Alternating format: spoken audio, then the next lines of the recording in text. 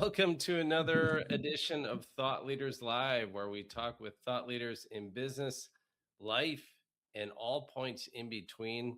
Today, we've got an earlier show because we've got a guest here from Augsburg, Germany. Alexander Exactly. Plank is joining us.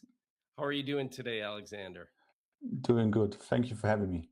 Of course. Very excited to have you on board. We're going to be talking about success pain when the business Exactly. works and the founder doesn't. So Alexander is a mental performance architect, and he's really going to get into the hidden costs of building a successful business while slowly losing yourself in the process. That's what success pain is. And we're going to hear about his own experience, his own success pain, and how he navigated through it. So I saw a lot of your posts on LinkedIn, Alexander, and I was like, man, this is a great story. Let's get him on Thought Leaders Live. So thank you so much for joining us. Sure. Alexander, why don't you tell us a little bit about your personal journey and what you're doing now as a mental performance architect? So my personal journey also started with this typical success pain, and that's where it all came up for the first time for me. And I was, I think, 23, 24 back then, and I was in a higher position in management and started building businesses on the side. And everything was going very well. You don't think about revenue because money is coming in. Of course, everything will look perfect because you're young, you can buy stuff, you're building businesses, you're meeting people, you're stepping in higher rooms, I would call it like that. So you're meeting other business owners and get way more possibilities. And like I said, on paper, it looked very, very good. And I never watched what was happening in my private life because I was Hmm. so focused on business that I completely forgot about myself and my wife. So it was, like a tunnel vision you're stuck in.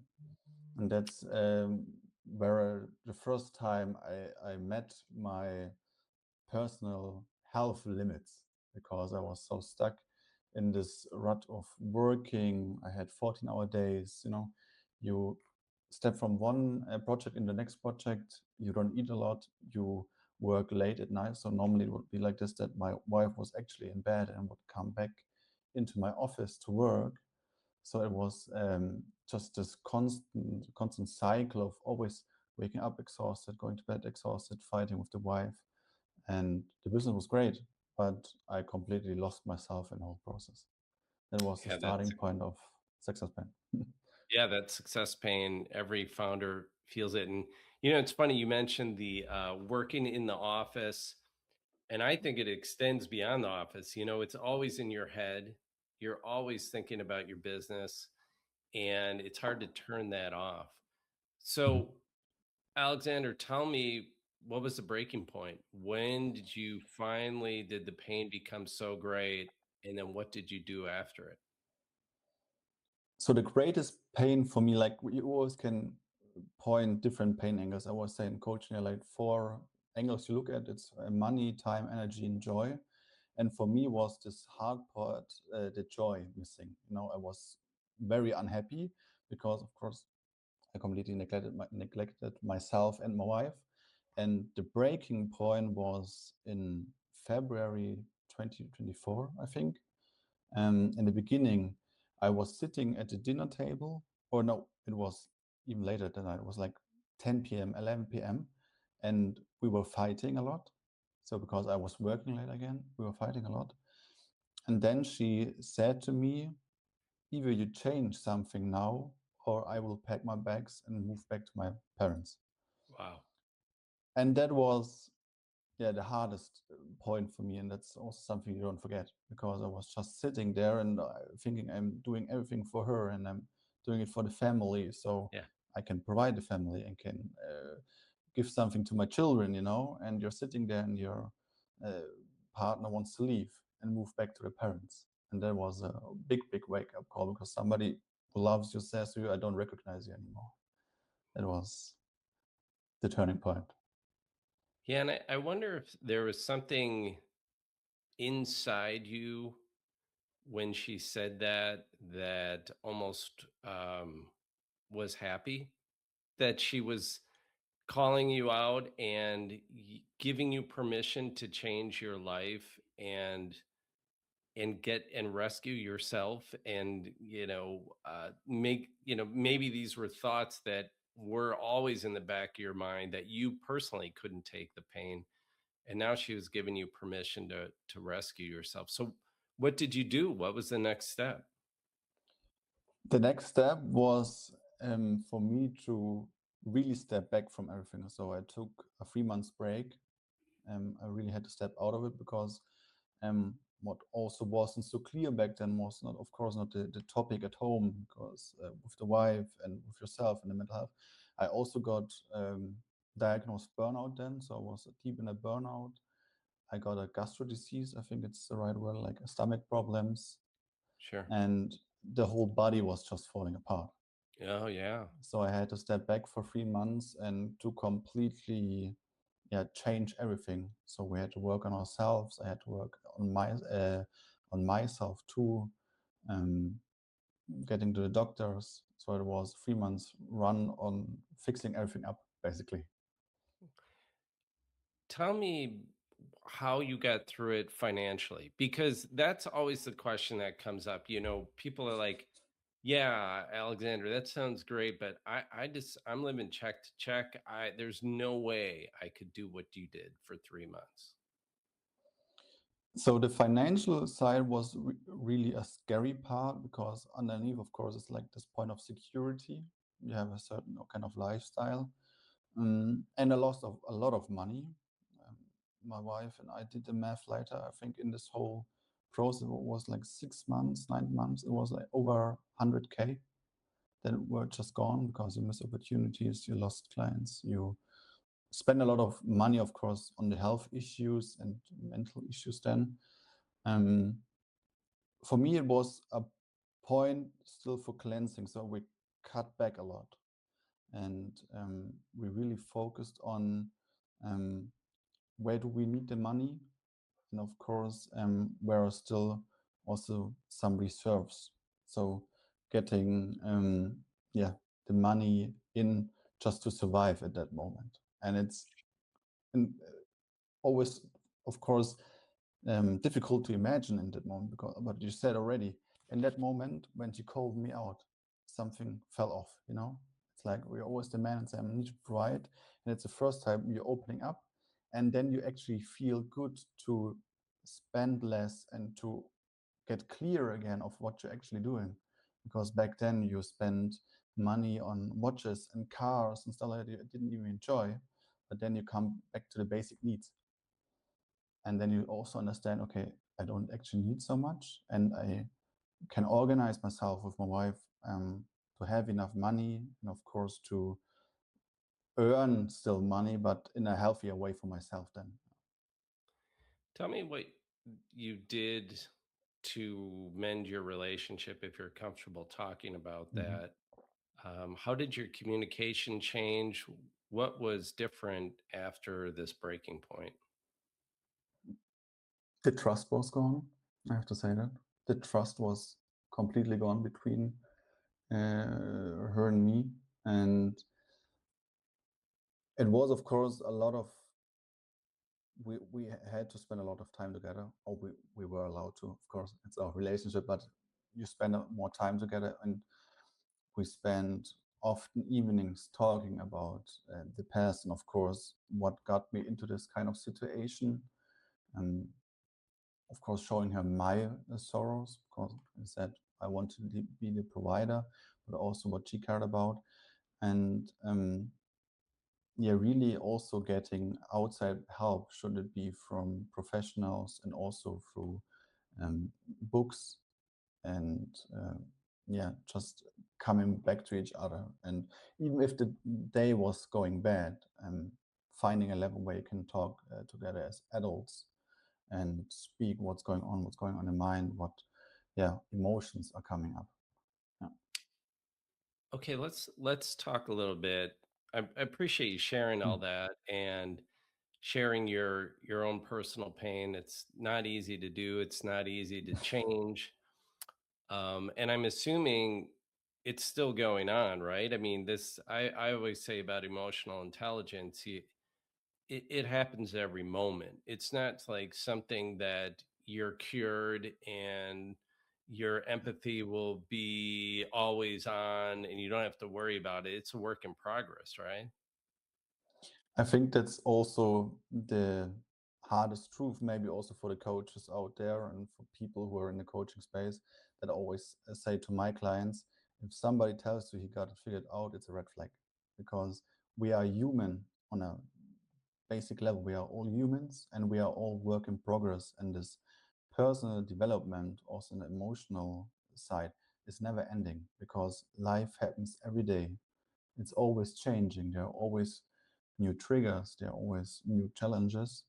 And you also have parts in yourself you need to work on, and they will always be there, but you need to learn how to understand them, how to control them in that kind of way. Yeah. Let's talk a little bit now. If somebody's watching this and they're thinking that, they want to change, they're feeling some pain. Um, and what does this success pain look like, and how can someone spot it when they're in pain? Because I have to tell you, Alexander, I can't tell you how often I've had people, friends of mine, who are in these horrible jobs, going through just complete misery. And it's not until they're out that they look back and say, oh my God, I cannot believe I was going through that. And because they couldn't see it, they could not see it at all. How do you spot it? How do you detect the success pain when you're in the middle of it? For the most men I met working with them, it's really like this typical pictures we know and we see. One, for example, was going on vacation and always feeling guilty about taking vacation, resting. And when you have the phone with you, you always try to look on the phone and try to manage it. And then you're on vacation, but you're not actually on vacation, because you never fully rest, because you're always stuck with your head in your business. And that was, um, for example, a situation I had with another client. Another one was that we had dinner with the family. The kids are in bed, the wife is in bed, and you also want to go to bed. And then you're lying there and you're thinking, everybody is sleeping. And I had Mm. just this idea and I wanted to finish this. And then you start working on your phone at 10 p.m. at night, because you fear of missing out, you fear that you were forgetting the idea. It's also a typical picture that I get. And it's those small moments throughout the day when you feel exhausted or stressed, that show that something isn't right, because you can't be present, and you're always restless. That's also a typical one. You're always restless because you never fully rest, and you think, okay, somebody is far more ahead than I am. I need to do more. I'm not enough. And it's always coming up in those little triggers throughout the day. I think the rest is such a great example. I recently kind of scaled back my business. I Mhm. was trying to constantly trying to grow, and I scaled it back and trimmed my head count and really got more into doing what I love to do. And I sleep great at night. And to me, that that is such an underrated part of life is sleep, and it's translated into better relationships all with everyone. And that rest, like you mentioned, is so big. um, how long did it take you to get to that point once you went through the month long healing journey, and then when did you see things start to change, and then when did you start to build back to a comfortable point? When did you realize, okay, this is enough. I'm not going to build on this anymore? I think the first changing point was when I started this kind of rehab and working on myself was after 3 months that I felt more comfortable to step back and to yeah, take my time and focusing really on the, like I said, on the part in business I really want to do. And I think where I also got the confidence to step back in full mode was after 6 months. That's also when I understood, okay, where was the burnout coming from? How do I actively rest and sleep? Was, of course, also better than, because from getting 3 hours sleep at night to getting also the chance to sleep 8 hours again or even longer is, it's like I said, it's really a big change in life, because you need to understand how sleep works and also that the nervous system isn't blocking your rest time. And that were like the biggest changes were after 6 months. That's when I said, okay, I'm okay now, I can step back into the business. Okay, so let's compare you today compared to back then, because I when you read your bio today, I'm like, I can't believe this guy is sleeping peacefully. You run multiple companies, you work 6-hour days, your weekends are protected. Um, Tell me what's the secret? How running multiple companies to me, I mean, I run one company and that is stressful enough. So how do you do it? I think the secret was for me to completely become honest with myself, because I always tried to hide something. I always tried to be the strong one and to, yeah, look like the ultimate hustler, the typical kind with the fast car and the watches and everything. And to become honest that what I what feels comfortable with me in life. And I started building those businesses around it. For example, like the coaching business, I have completely for myself. That's also my main focus, because I said that's the biggest impact that I can make, and the biggest for me, the greatest fulfillment with working with other men. The other two businesses I have with other co-founders. That makes it, of course, easier because you got a team and you always step into it when you have, yeah, you're part of it to do it.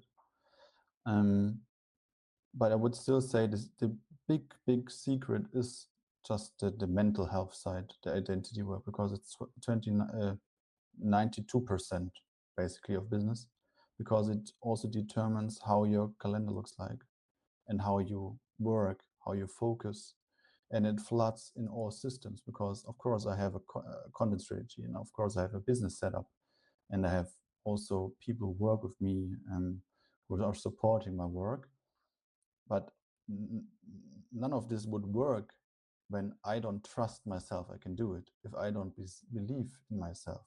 When you don't see yourself as a person who can do it, you can have the 1 million strategy, but you never fully reach it, because you're always sabotaging yourself, because you're busy then, or you're focusing on finish stage, or maybe more comfortable. So that's the secret, I would say. You referenced in the show description, we talk a little bit about the hidden mask that shapes your leadership, your inner life, and your relationships at home. What is that hidden mask? Is that projecting you, like you mentioned, you're the hustler and the go-getter? What is the hidden mask, Alexander? The hidden mask flows into this. So the hidden mask is the part, um, the driver behind your actions. And most people think then, okay, something isn't working in my business. I need to work more, or when I'm feeling stressed, I just need another app, another course. But the hidden mask isn't something that is just built for business. It's something from your childhood. And what actually happens is that when we grow up, we have our parents, we have the system, school system, of course, maybe also trauma that creates survival patterns. So it creates some, yeah, behaviors that stuck with you to protect you as a kid. For example, in Mhm. my case, it was like that when I got good grades, I got love at home, and I got respect and yeah, compliments, gifts. So I learned, okay, good grades give me a good outcome. And what changed just through those last decades is that back then I was 7, so I was working on my grades, and now still the same pattern runs you, the same mask that says, okay, when I do something very good, I get that certain kind of outcome. So it's basically we are behaving in business like a 7-year-old, because we're always trying to fill a void we only can fill ourselves, to understand we are good enough. We don't need better grades, basically, so higher revenue to then love ourselves. It doesn't work this way because you can never fill it from an outside perspective. Yeah. I've talked to so many people, Alexander, and it always comes back to the childhood. It's like, and my wife and I joke about this all the time. She's a parent coach, so she's working with parents, and boy, folks are just doing the best they can, and I think a lot of parents don't, from when I was growing up, didn't really have the tools necessary to kind of uh, really attend to their kids' mental health. It wasn't even on their radar, and I think that that's changed in society, and I think maybe the business field is slowly starting, that mentality is starting to change too with younger generations. So I applaud you for trying to help people and move them away from that success pain. One topic is discipline, and we talk a lot about business about discipline, and there's all kinds of strategies on how to manage your calendar and focus. And why isn't discipline the answer, and what do you think is actually what causes transformation? Discipline is, like I said, we are using it in so many areas, because we're using it in sports, also in business, um, for other parts. And then you always see, okay, what does discipline mean? It's like the 5 a.m. club, then we have the cold plunge, we have the retreat, like it's used for everything. And what basically happens here, and I think maybe know it also already, is that you can't out discipline something that was installed when you're a child, because you're trying, of course, to make influence on the outside when some kind of wrong identity is running you inside. So you're constantly working against a survival mechanism. Hmm. And that's why most people say it's more discipline. Same with New Year's resolution. I need more discipline. I need to go to the gym. And after 2 weeks, you fall out of it, because, of course, you get pushed back into old habits. It's discipline is great, but in the way that most people use it, it's like the pill you take when you have a headache. It doesn't Yeah, fix the root, the because root you're cause. constantly pushing something that was installed that you actually don't see. That's the point. Yeah. So tell me a little bit about the title mental performance architect, because you and I exchanged some messages before the show about that, because I don't think people maybe are used to that kind of title, and explain to me what that means and what you help people with. So, mental performance architect came from the aspect that I see the whole work of mental health, I see as a system too.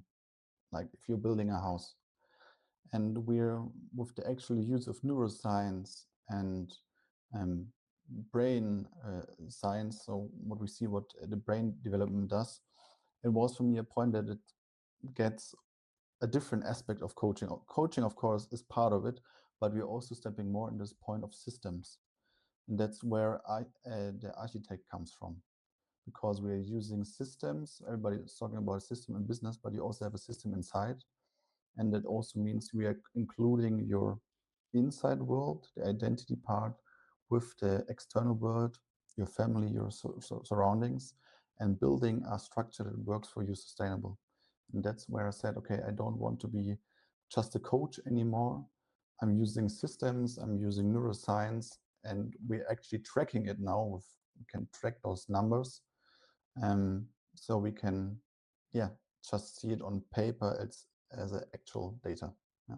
That's that's fascinating. Can you give me a tangible example of a system and what that metric looks like?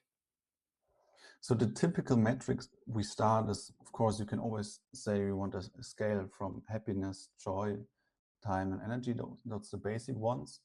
But we're also looking in over time, how often do triggers appear? So how often are you pushed back into old habits?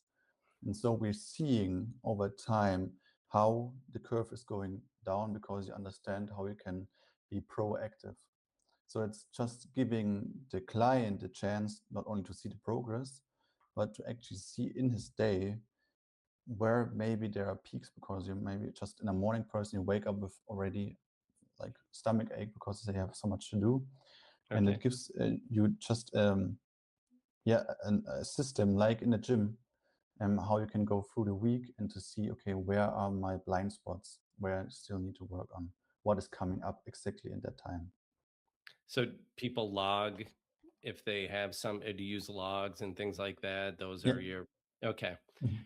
Um, yeah, I was just writing it this morning a post about quality Mhm. and um, how difficult quality is to measure and define. And really, I think you're getting to quality of life. I mean, ultimately, improving your quality of life.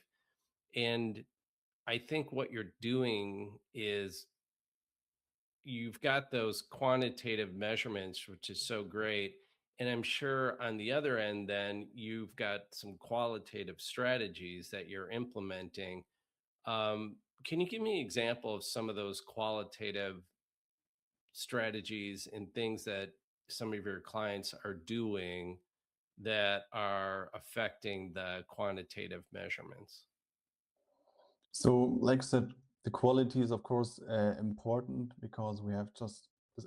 Everybody is focusing on numbers, what was actually happening. So the family life, going on a vacation again without guilt, and it's most of the point is with the quality strategies is like we're talking there with the nervous system again. So how can they fully step away from work in the evening? That's a big part I'm working on with a client right now is this 5 p.m. shut off.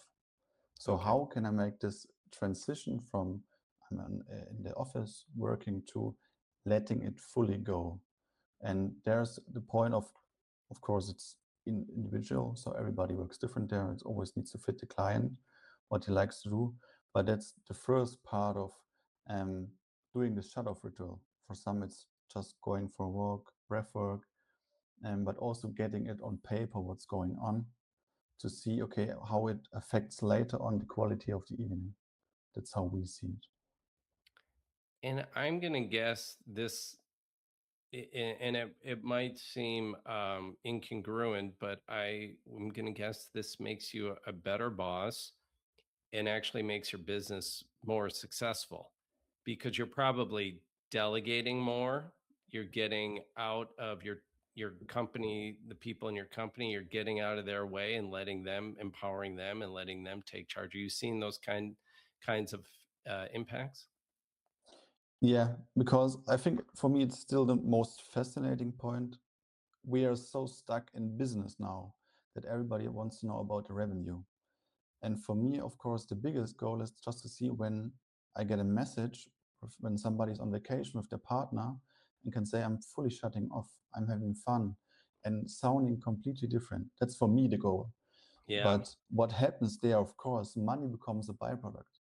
When you're thinking just about the math, how much time we are losing each week to overthinking, to conflicts, to, of course, lower quality decisions. You're losing thousands and thousands of dollars every year just to wasting this time, basically. And of course, losing the energy. And then, of course, the area also of lifetime just gone because time is then, of course, gone. But for example, one client I had who, like I said, wanted to delegate, but was also kind of a perfectionist. So he didn't trust getting it off his hand. On the other hand, he also had a harmony problem. So he always wanted harmony. He always said yes. So it was a vicious circle for him to get out of it, what then led to team conflicts. I had a team of 7 or 9 people, and it led to conflicts because the boss always said, okay, you can do it, but then check afterwards. And it was always like he was the final person to look over it, or he just said, I do it myself, you can do it my way, And that led to 7 days a week of work. Oh. And the money is always a byproduct. And all my clients until now made more money because, of course, step up differently. But the most important part for me is quality of life. And it will always be this way. I love it, Alexander, and I really appreciate you coming on the show. We're at the top of the hour here. If someone wants to work with you, and how do they get a hold of you, and how do they learn more about your business as a mental performance architect?